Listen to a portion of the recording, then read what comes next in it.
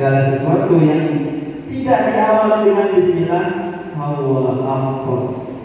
Ada yang mengatakan kurang manfaat atau huwa afdal, kurang barokahnya.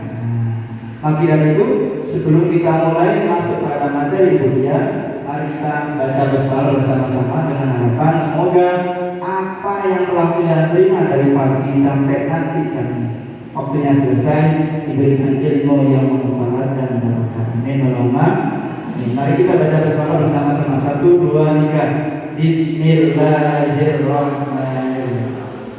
Ibadah anak-anak, saya kira kalian sudah tahu. Kenapa? Karena tiap hari kalian beribadah. Sebenarnya ibadah itu secara pemahaman kalian seperti apa? Ada yang tahu nggak? Oh, ibadah itu pak sholat. Oh, ibadah itu puasa.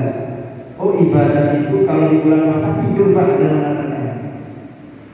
Kenapa aku bilang seperti itu? Ya pak, kalau misalnya Ramadan ibadah itu, ada yang mengatakan tidur di bulan puasa itu ibadah. Benar pak ini? Sebelum itu kita kaji, perlu kita pahami ibadah yang sebenarnya itu apa sih? Ibadah menurut agama kita itu apa sih? Apakah kita duduk di sini mendengarkan apa yang diberikan nasihat sama guru atau pengisi materinya termasuk ibadah? Apa kita mematuhi protokol kesehatan pemerintah termasuk ibadah? Apakah kita menutup aurat atau mematuhi perintah-perintah guru itu termasuk ibadah? Atau kita berjalan dari sini pulang atau termasuk ibadah? Sedekah, zakat, saya kira kalian sudah tahu kalau sedekah, zakat semuanya ibadah. Dari sini sebelum saya masuk mungkin ada yang bisa menjawab ibadah yang bisa secara rasional saja. Apa pemahaman menurut kalian saja yang angkat tangan dan sesuai dengan jawabannya tak kasih sedikit hadiah uang mumpung bulan Ramadan. Kira-kira ada yang mau dan ibadah itu apa? Halo? Data ibadah. Kalian ibadah tiap hari, sholat, puasa, zakat. Saya tanya ibadah itu apa? Oh, ibadah itu kan ada yang mengatakan menjalani segala perintahnya Allah, menjauhi larangan Allah. Apakah itu Pak ibadah? Kira-kira seperti itu ya? Bisakah menjalankan perintahnya Allah tanpa dilandasi dengan unsur-unsur yang ada dalam ibadah? Apa termasuk dikatakan ibadah? Dikatakan ibadah itu nanti ada nilainya, ada klasifikasinya, ada prinsipnya, ada unsur-unsurnya, ada ruang lingkupnya, ada manfaat dan tujuannya. Apakah saya hadir di sini termasuk ibadah yang dinilai sebuah pahala oleh Tuhan? Apakah saya cuma sia-sia di sini? Apakah perbandingan pahala saya dengan teman saya itu sama pahalanya? Oh, beda. Bahkan ada cerita di zamannya Nabi melihat setan mengganggu daripada hamba yang sedang sholat. Di samping orang sholat itu ada orang yang sedang tidur.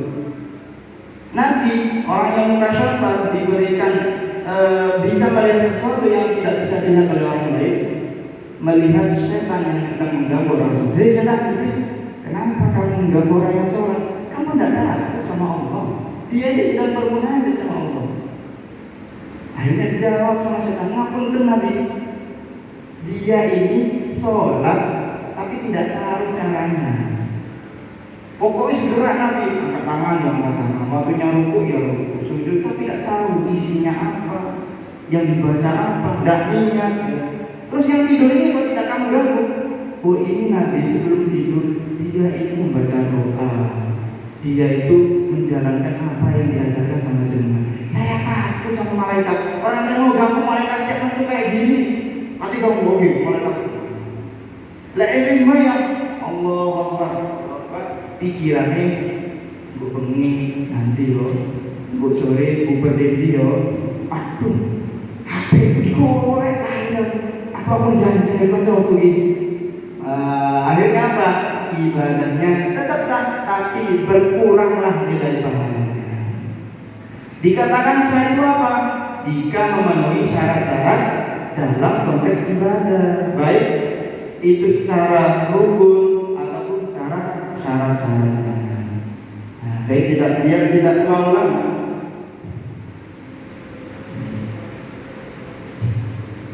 Ibadah itu menurut etimologi atau kalau dalam bahasa Arab itu lughatan, secara bahasa apa?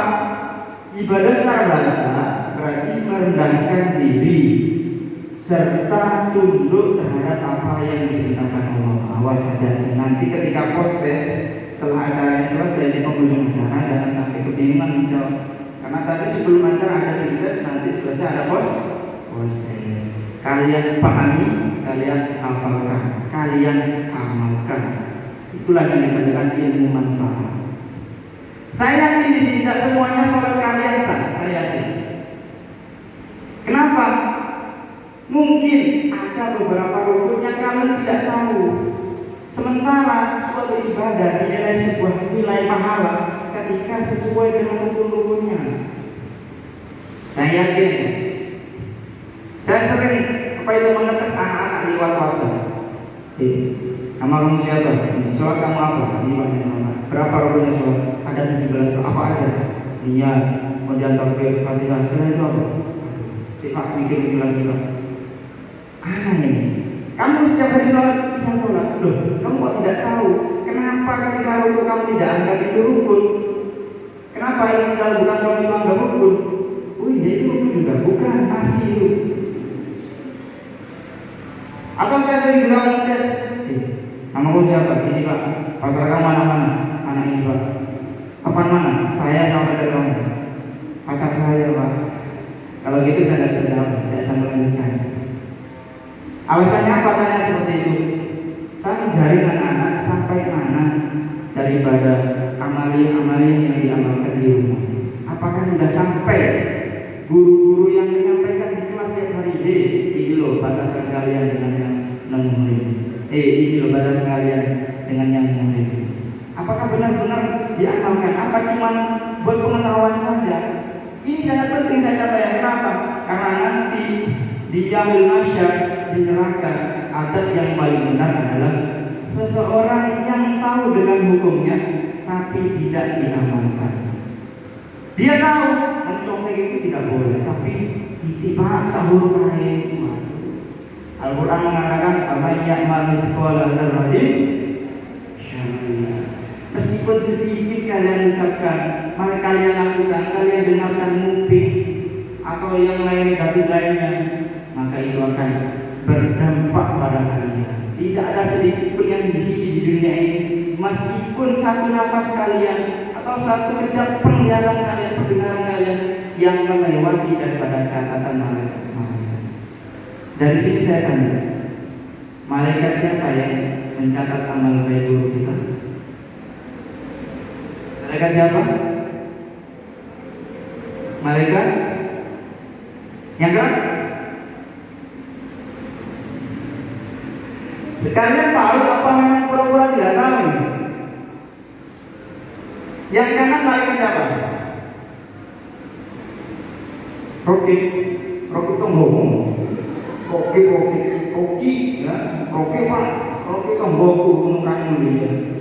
Yang ini, malaikat yang memberikan wahyu, malaikat yang memberikan rezeki, Mikail, malaikat yang menjaga surga, yang menjaga neraka, malaikat yang menyusul kubur, jalan kubur, mungkar malaikat penjaga hidup kalian, si dia. Ada satu jin di setiap manusia itu yang namanya jin korin. Ada jinnya saudara, ada. Yang mana jin itu tiap hari menirukan apa yang kalian lakukan. Kalau tiap hari kalian melakukan amal yang baik, maka jin itu akan semakin terisi kebaikannya. Tak heran kalian punya teman kecerdasannya luar biasa. Kenapa? Karena tiap hari dia membiasakan berpikir dengan positif, menghafal suatu hafalan dengan cepat. Saya dulu di pesantren punya teman, namanya si Fulan, anak pagar. Hafalan ketika itu 1 minggu 50 bait, nomor yang berikut.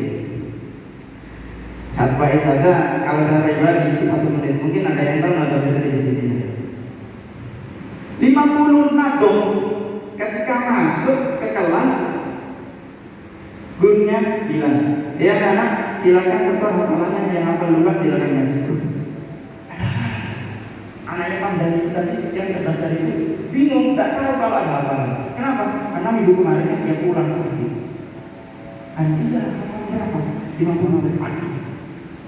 Akhirnya ketika anak-anak tidak ada yang maju, sama gurunya tunjuk. Ya wes, kalau tidak ada yang maju, saya tunjuk dari awal. Dari depan dulu. Kebetulan teman saya itu duduk nomor 3 dari depan. Hitungannya 1, 2, 3, 4, 5, 6, 7, 8, 9, 10, 11, 12, 13, 14 peserta. Kalau diurut. Allah Ta'ala tidak tahu bagaimana cara dia berpikir, bagaimana cara dia memahami, bagaimana cara dia menghafal. Saya sampai heran, satu kelas pun heran semua. Ini loh, padahal temannya yang namanya orang kita itu biasanya banyak yang apa itu memusuhi. Di sini apa seperti itu? Iya kan? Enggak. Banyak musik apa? Karena ketika ulama tidak pernah dikasih tahu tentang apa. Akhirnya apa? Bukunya hilang, bukunya hilang, tasnya hilang, sepatunya ada yang perih. Ketika ganti baju di kamar mandi, bajunya hilang.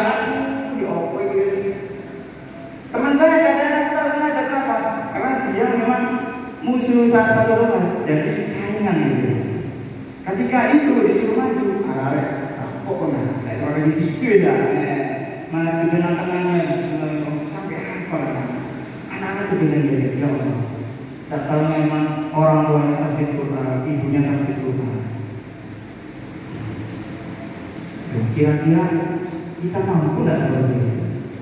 Itu membuktikan bahwasanya kenapa Amerika sekarang menerapkan seperti apa yang ada di Arab Saudi. Beasiswa mereka berikan kepada orang penghafal tahfidz Quran. Akhirnya orang Amerika meneliti ada apa yang ada di dalam otak orang-orang tahfidz itu. Diteliti. Ternyata enzim atau cairan-cairan yang ada di otak itu mengandung seperti mutiara-mutiara yang mengalirkan energi positif. Daerah kalau orang itu hafalannya sangat cepat. Mungkin dari sini bisa diambil hikmahnya. Pak, berarti harus hafal Quran, bukan seperti itu anak. Apa? Energi positif itu harus terus setiap hari kita lakukan. Ada yang namanya energi positif, ada energi negatif. Ya kan? Energi positif apa aja? Rendah hati, kan? Disiplin, tanggung jawab, istiqomah, kan? Kalau yang negatif, malas, suka tidur, mencontek, kopas, ada tuh dari dulu kopas, langsung diri, ada yang lagi ketahuan di forward langsung atas namanya temannya sendiri malah belum diganti ketahuan. Oh, begitu itu tidak ngaku kalau dia ngopi. Ini kata Ibu Bala wajah yang morokan, bodoh tapi sangat membodohkan. Kembali lagi ke pembahasan. Kalau secara terminologi Pak, ibadah itu adalah taat kepada Allah dengan melaksanakan perintah melalui lisan para rasul. Kalau kalian punya teman mengaku saya adalah rasul terakhir setelah Nabi Muhammad, kalian wajib tidak iman atau tidak percaya. Kenapa? Karena agama kita sudah memvonis yang paling akhir Nabi kita adalah Rasul. Jadi kalau ada yang mengaku Nabi kemudian mengajarkan sholat yang awal mulanya 4 rakaat menjadi 2 rakaat, atau boleh menggabungkan antara subuh dengan zuhur, tidak boleh. Karena sesuatu itu semuanya menyesatkan, sesat dan menyesatkan. Ibadah itu anak-anak ada 2. Ada ibadah makhluk, ada ibadah ghairul makhluk. Apa? Ibadah makhluk sama ghairul makhluk. Makhluk itu secara bahasa Arab murni. Kalau ghairul makhluk bukan murni. Kalau saya jelaskan, ibadah makhluk itu penghambaan yang murni dan yang merupakan hubungan antara hamba dengan Allah secara langsung. Contohnya secara langsung sholat tanpa adanya perantara. Kemudian zakat, ada lagi haji, banyak, ada lagi puasa. Karena apa? Tidak ada kaitannya dengan yang orang lain. Perkorong, bayang dasar, zakat tidak diterima, puasa tidak diterima. Apa urusannya? Kalau Ramadan itu ibadah yang mana hamba dengan Tuhannya langsung dan juga ada satu pautnya dengan sosial. Contohnya di zaman Nabi dulu tidak ada yang namanya lembaga sekolah. Betul apa tidak? Apa ada dulu namanya Nabi madrasah, SMP, atau imtihan atau apa ya sejenis ujian-ujian yang lain? Saya kira tidak ada. Yang ada dulu di zaman Nabi adalah madrasah. Loh, berarti bid'ah Pak? Oh, perlu kalian pahami. Ibadah itu ada dua, ibadah monggo sama ibadah ghairul monggo. Biar lebih jelas lanjut. Ibadah monggo prinsipnya satu, keberadaannya harus berdasarkan dalil Al-Quran atau hadis. Kalau ada ajaran-ajaran agama sesuai syariat yang tidak ada dalil dan hadisnya, tapi tidak melanggar syariat, itu berarti ibadah ghairul monggo. Tidak ada dalilnya. Contohnya, kalau bertemu dengan sesama muslim, kalau secara makbul ibadah monggo mengucapkan salam. Karena kenapa? Itu langsung ada dalilnya dan dicontohkan sama Nabi. Kalau berjabat tangan Pak, nah berarti itu ghairul monggo. Karena kenapa? Tidak ada dalilnya. Atau mesem, kalau mesem diajarkan sama Nabi, ibadah monggo atau ghairul monggo? Ibadah monggo. Kenapa? Karena Nabi sendiri mengajarkan dan mencontohkan.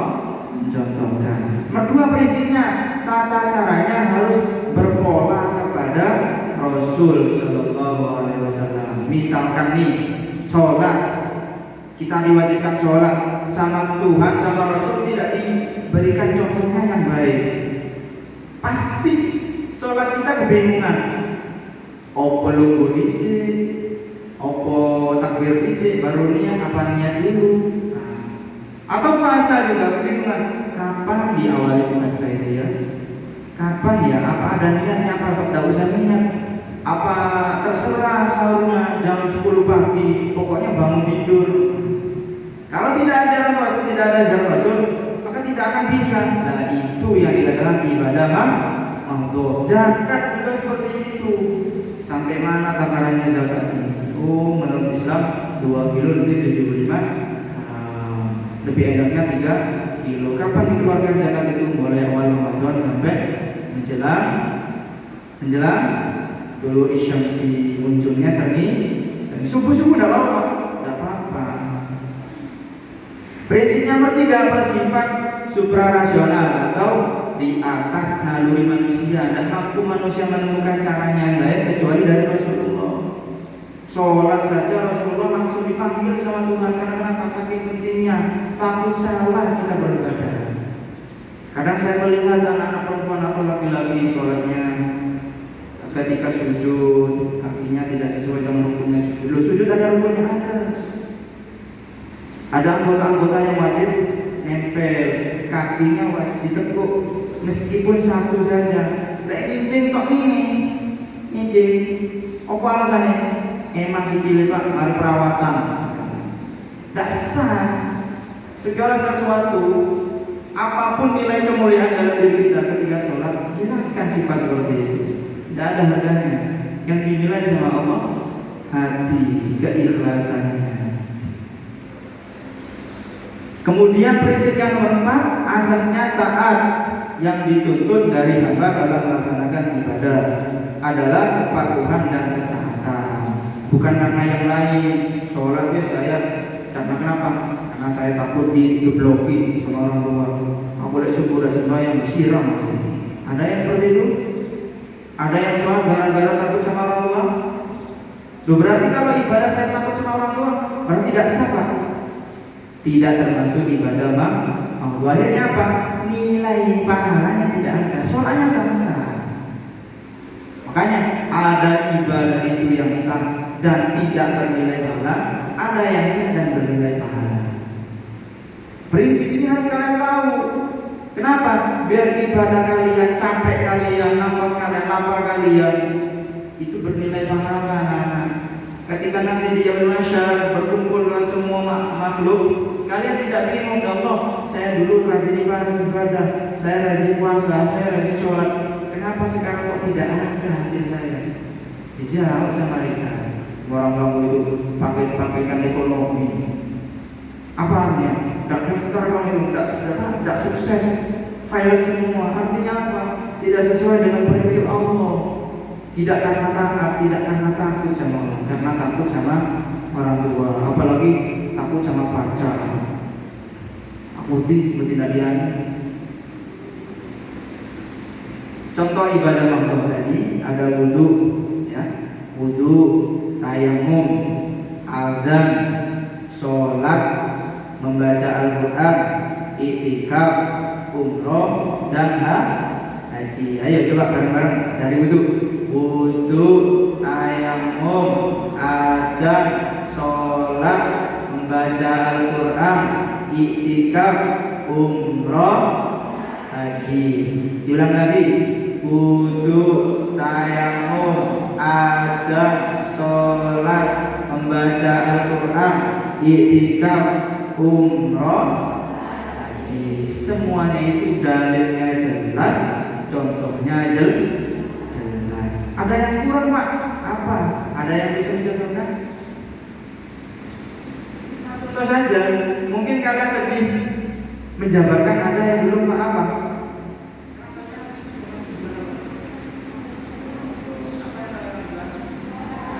Termasuk mampu apa baru mampu?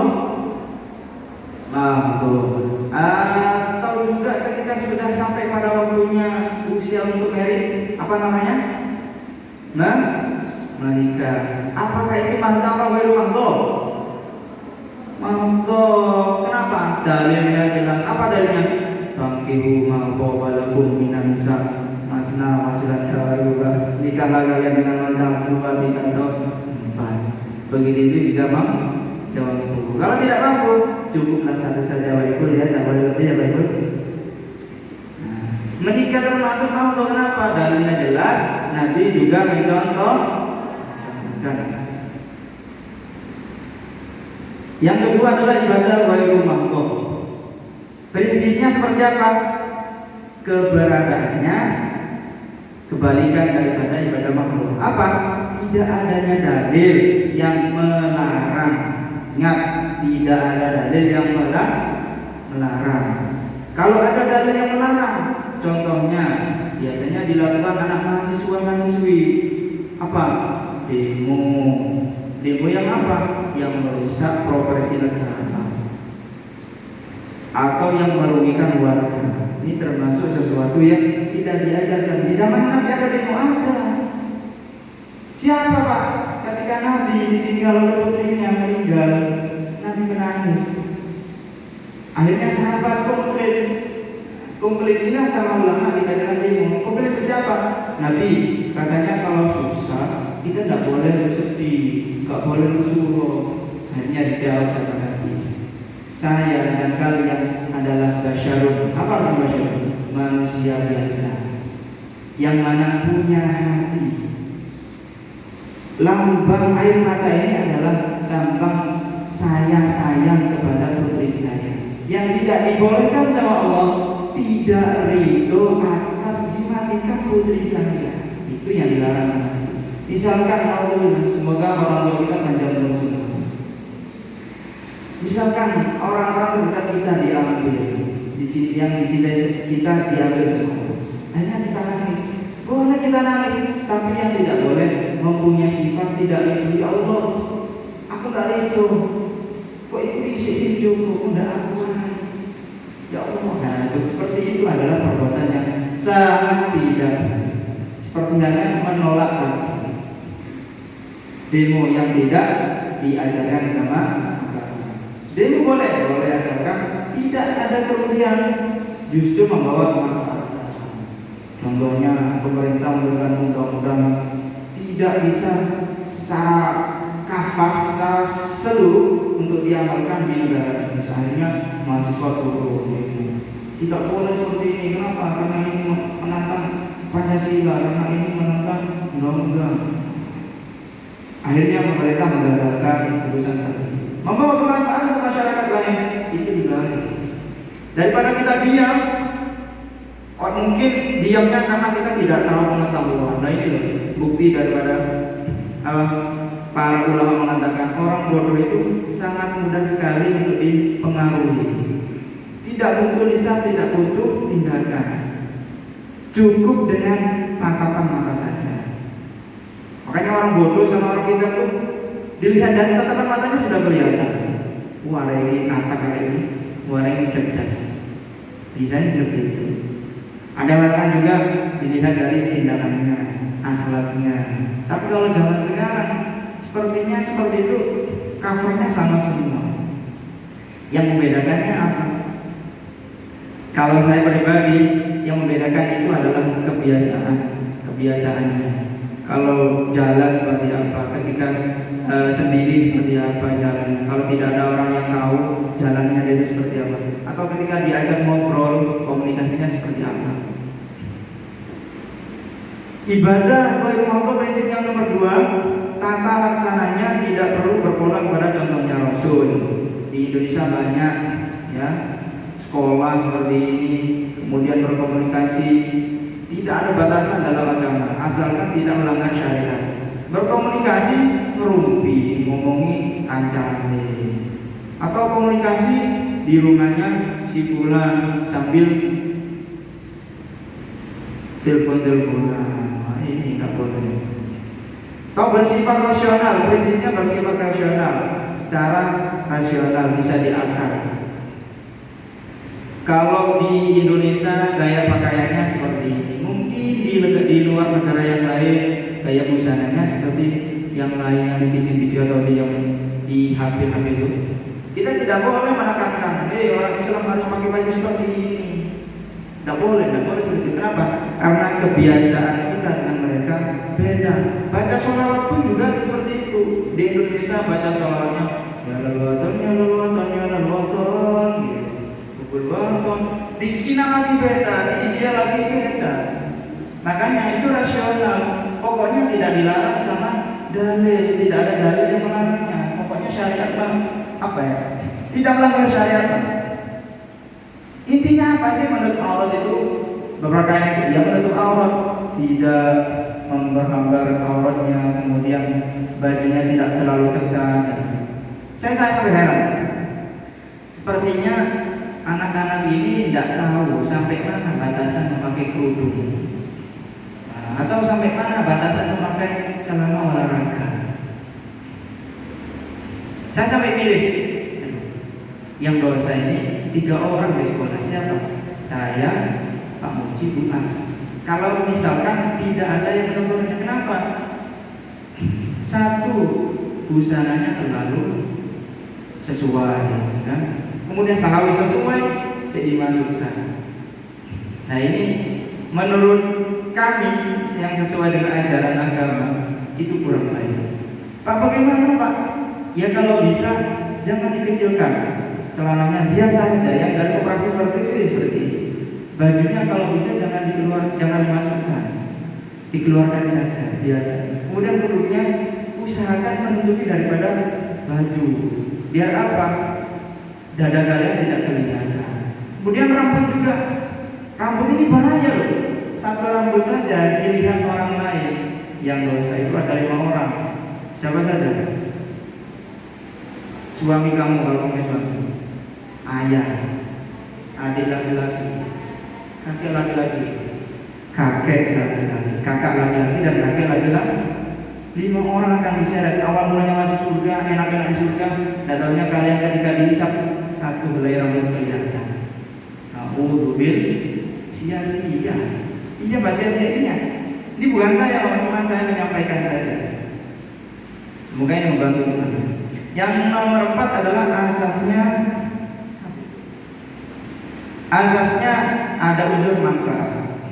Contoh ibadah ghairul maghdub, tolong menolong, sedekah dan dakwah. Tolong menolong, sedekah dan dakwah. Ruang lingkup ibadah, ruang lingkupnya tidak terbatas.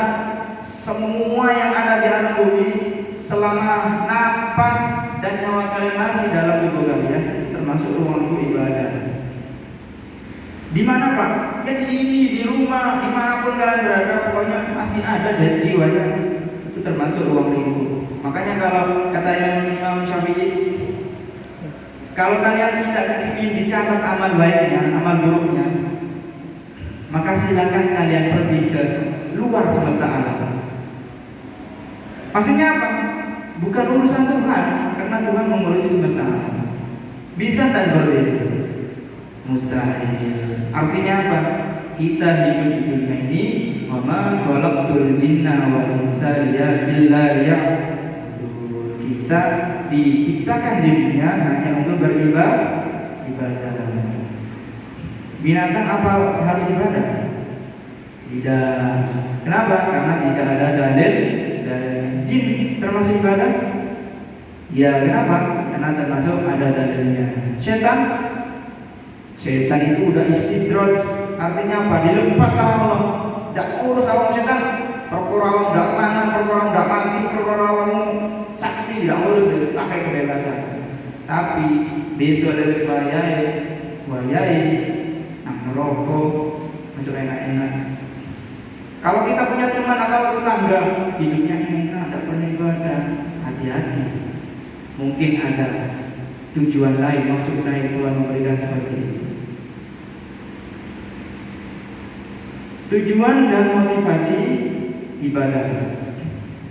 Dalilnya yang tadi tentang tujuan ibadah, wa ma khalaqtul jinna wal insa illa liya'budun. Wa fi ayatil ukhra, dalam ayat yang lain, afa hasibatum annama khalaqnakum wa annakum ilaina la turja'un. Semuanya Allah menciptakan hanya untuk beribadah dan semuanya pasti akan kembali kepada Allah. Tujuan ibadah apa? Untuk menghadapkan diri kepada Allah sehingga kita bisa fokus terhadap apa yang menjadi tujuan hidup. Contohnya kita ibadah sholat, tujuannya apa? Untuk menjalankan perintahnya Allah. Puasa juga seperti itu, zakat juga seperti itu, dan ibadah-ibadah yang lain semuanya tujuannya yaitu menghadapkan diri kepada Allah. Yang nomor dua, agar tercipta suatu kemaslahatan dan menghindarkan diri dari perbuatan keji dan mungkar. Tujuannya seperti itu. Kalau kita beribadah tujuan yang lain, makanya Allah tidak memberikan jaminan pahala. Dua tujuan ini nanti ada maksudnya di belakang. Apa kemanfaatannya? Kalau agama kita menganjurkan menuntut aurat, kemudian kalau agama kita menuntut ketika makan harus duduk, baca basmalah. Kalau kita udah zuhur dianjurkan untuk mandi dan yang lainnya, itu punya manfaat semuanya. Sampai ada penelitian di luar negeri, kenapa orang Islam sebelum makan baca bismillah. Akhirnya ada dua air, saya pernah cerita seperti ini. Ada dua air yang mana satunya dibacakan bismillah, satunya tidak dibacakan bismillah. Artinya apa? Diberikan ucapan-ucapan yang kotor. Diteliti sama penelitian para ilmuwan dokter, tidak tahunya yang dibacakan bismillah atau lantunan-lantunan yang mengandung positif itu mengandung enzim-enzim positif yang mengandung dalam airnya itu, yang terkandung dalam airnya itu, sehingga enzim ini sesuai dengan kebutuhan yang ada dalam organ tubuh kita. Berbeda lagi dengan satu cingkir yang tidak dibacakan apapun, bahkan diberikan omongan yang jelek, visual sembarang kali. Mengandung juga enzim-enzim negatif yang mana itu bisa membawa hal negatif dalam diri kita. Macam-macam hamba Allah dalam ibadah. Ada kalanya beribadah selain tiga ini tidak boleh. Beribadah karena ada perintah atau hukum syariat. Yang nomor dua, beribadah karena pengabdian atau rasa bersyukur kepada Allah atas yang diberikan kepada kita. Beribadah karena memburu harta benda. Loh, boleh tak Pak?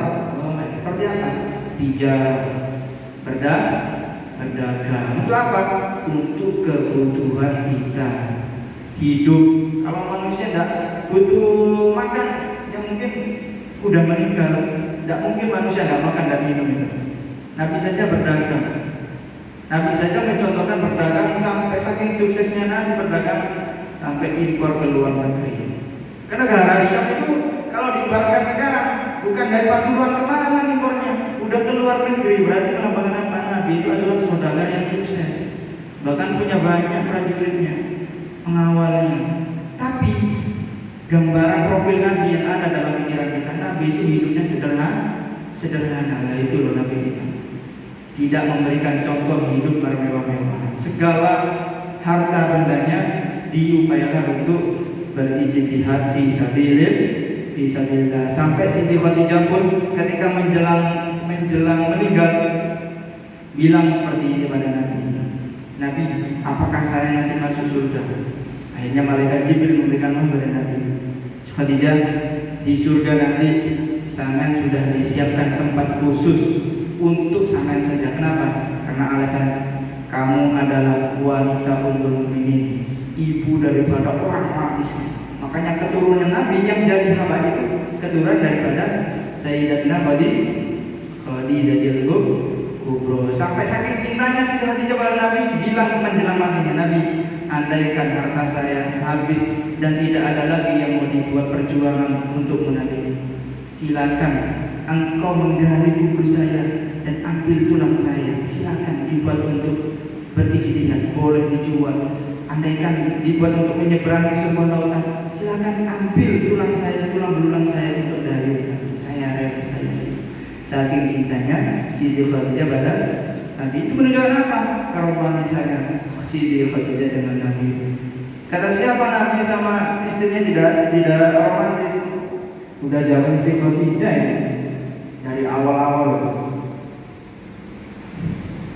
Hikmahnya apa? Kita beribadah, satu, tidak syirik. Dua, memiliki ketakwaan. Tiga, terhindar dari kemaksiatan. Empat, berjiwa sosial. Lima, tidak pikir, terkabul doa-doanya. Makanya kalau kita doa lama sekali tergabungnya, introspeksi diri. Apakah kita sudah melaksanakan ibadah-ibadah kita? Orang sholat aja bolong-bolong.